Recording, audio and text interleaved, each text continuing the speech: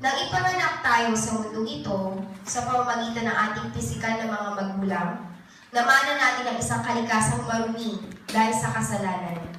Mayroon po akong narinig na isang tao, ang sabi niya, magkulong ka sa isang kwarto, wala kang kausap, magdamag, maaari kang maging banal. Kasi wala kang kausap, pwede kang hindi magkasala.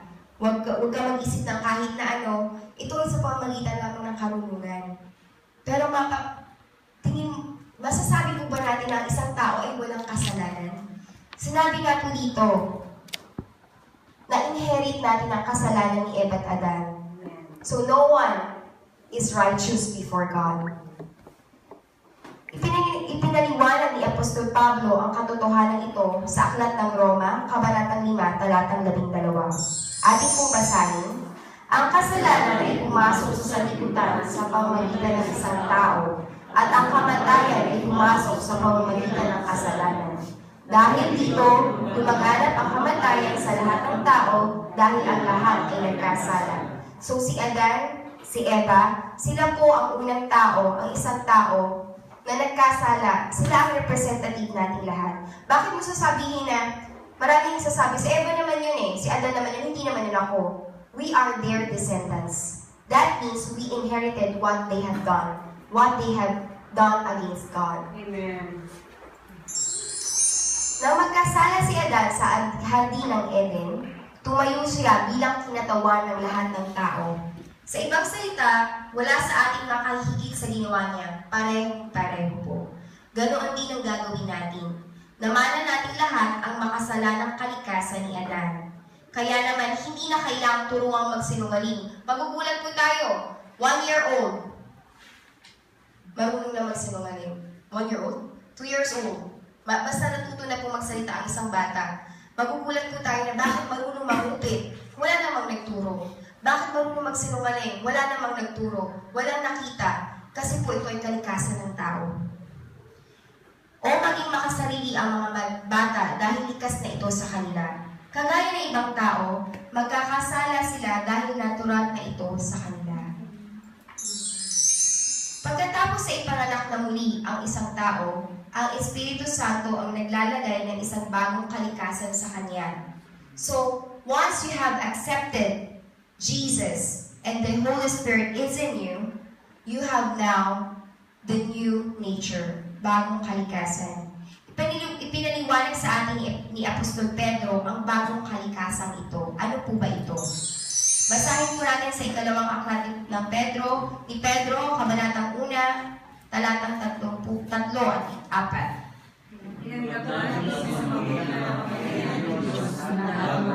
Magtuturo sa atin upang tayo mamuhay ng mga Diyos. Ito ay dahil sa ating pagkakilala kay Jesus, na siya rin tumawag sa atin upang bahaginan tayo ng kanyang karangalan at kabutihan. Sa parang ito ay binigyan niya tayo ng mga dakila at napakahalagang pangako upang makaiwas tayo sa napakasilang pagnanasa sa sanlibutan ito at upang makabahagi tayo sa kanyang ligtasan. Amen. Ipinaliliwanag sa atin ni Apostol Pedro na kapag ikaw ay naging tagasunod ni Kristo, tatanggap ka ng isang bagong kalikasan mula sa Diyos. Kasama ng bagong kalikasan ito, tatanggapin mo rin ang lahat ng bagay na kakailanganin mo para makapamuhay ng kalugod-lugod sa Diyos. Ito ang dahilan kung bakit ang regeneration o ang kapanganakang muli ay isang radikal na karanasan.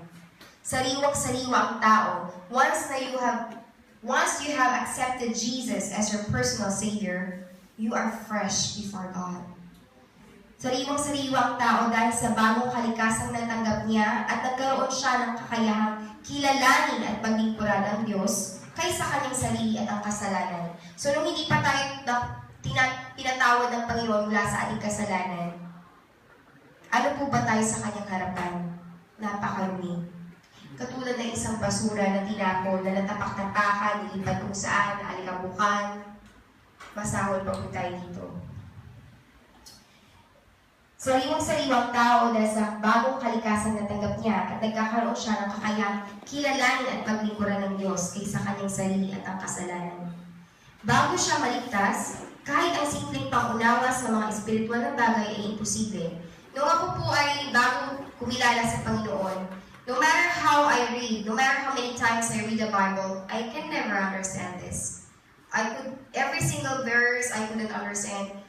Pati ang buhay Katoliko po ay hindi ko maunawaan ang salita at wala rin akong desire na magbasa ng Biblia. Kasi nakikinig naman kami sa pare once a week, that was enough for me. Pero sabi nga po dito, tatanggap tayo ng bagong kalikasan. Pag meron tayong bagong kalikasan, ang kalikasan ito ay may pag-uhaw sa salita ng Diyos. May kauhawan.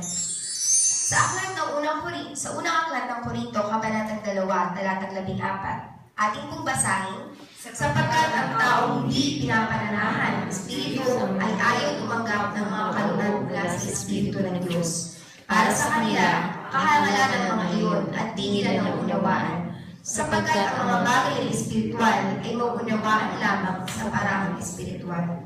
So you can only understand God's Word, you can only understand the will of the Father once you have accepted the Holy Spirit and Jesus as your personal Savior. Sa lahat ng komplikasyon ng buhay na dala ng kasalanan, matuwa tayo sa bagong kalikasan ibinigay sa atin ng Diyos sa pamamagitan ni Kristo. Alam po ba natin na ang kanta na, yung kanta po na ni Darlene Zek na, yung kaligtasan ay libre pero hindi mura. Alam po ba natin yun?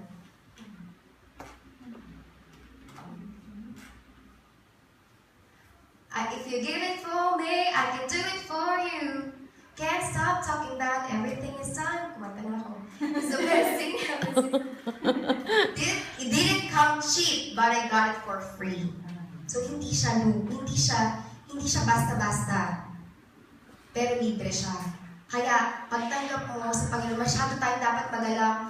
Hindi ito basta-basta ang kaligtasan na tinanggap natin. Ito ay regalo ng Panginoong Jesus. Siya ay pinako sa krus para sa ating kaligtasan. At ito ay dapat natin ipagpasalamat ng walang humpay. Amen. Pang-apat, ang impluwensya ng muling kapanganakan. Kailangan din natin itiin na dapat palaguin ang bagong kalikasan. So hindi mo siya i-stop. Hindi lang dapat nandito, dapat lumalago. Kapag naging isang tagasunod ni Kristo ang isang tao, totoong may bagong kalikasan na siya. Pero nasaan ito? Bakit may ilang Kristiyanong nahihirapang ipakita ang bagong buhay? Tiyak na gusto mong bigkasin ang ikalawang aklat ng Korinto, kabanatang 5, talatang 17. Ating pong basahin, kaya kung makikipag-isa ka na kay Kristo, ang isang tao, isa na siyang bagong nilalang. Wala na ang dati niyang pagkatao, sa halip, ito'y napalitan na ng bago. So, makikita na sa atin ang katauhan ni Kristo, ang katalian ni Kristo. Ano-ano po ba ito? Marami ito. Isa na dito ang pagpipigil, love, peace, self-control, joy. Okay, isa na po yung mga yan. Peace. Okay. Fruits of the Holy Spirit. May bago ng pagkatao ang isang tunay na tagasunod ni Kristo. Tingnan nga po natin ang ating katabi. Nakikita na po ba natin si Kristo sa kanila? Amen! Ating nakikita. Praise God po ganon. Pwedeng matabunan ang bagong pagkatao ito ng lumang gawi. Kaya lang, kung hindi ka magpapatuloy, pwede yung mabaliktad. Yung lumang pagkatao, mabaho na naman. Parang nagbumulto. Pag-iisip at kilos, pero nandoon iyon. Naghihintay na palaguin. Para maging makapangyarihan ang pagkilos ng bagong pagkatao sa ating araw-araw na buhay, kailangang lumago ito at maging matibay. Ito ang dahilan kung bakit tinutukoy sa Biblia ang mga Kristiyano bilang sanggol. Merong binata o dalaga at meron ding matanda. So, pag tayo tumanggap kay Jesus, tayo considered na sanggol. New infant, baby. Habang tayo lumalago, magiging binata o dalaga. at sa muling paglago ay matanda na. Hindi pwedeng stagnant, hindi pwedeng laging elementary sa Panginoon. Dapat po lumalago. Hindi pwedeng pupunta ka lang ng church. Hanggang sa mamatay na lang tayo, lagi tayo nag-church. Pero hindi makita sa atin si Kristo. You are religiously going to church, but Christ is not seen in you. You are religiously going to church, but you don't have the desire to disciple. You are religiously going to church, you are religiously giving your offering, but you don't have the desire to change what should be changed in you.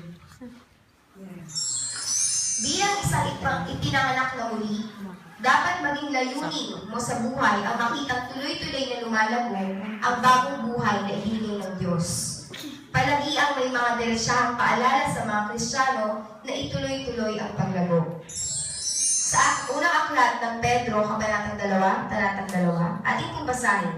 Gaya ng sanggol, kayo narinig sa lilisay na gatas na espiritual, upang lumago kayo sa pananampalataya hanggang makamtan niyo ang ganap na kaligtasan. Kung paano nauuhaw ang isang baby sa gatas, ganun din tayo mauuhaw sa salita ng Diyos.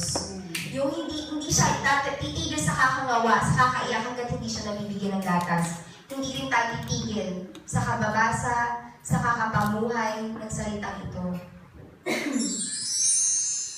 Sa ikalawang aklat ng Pedro, kabanatang 3, talatang 18. Magpatuloy kayong lumago sa kagandahang loob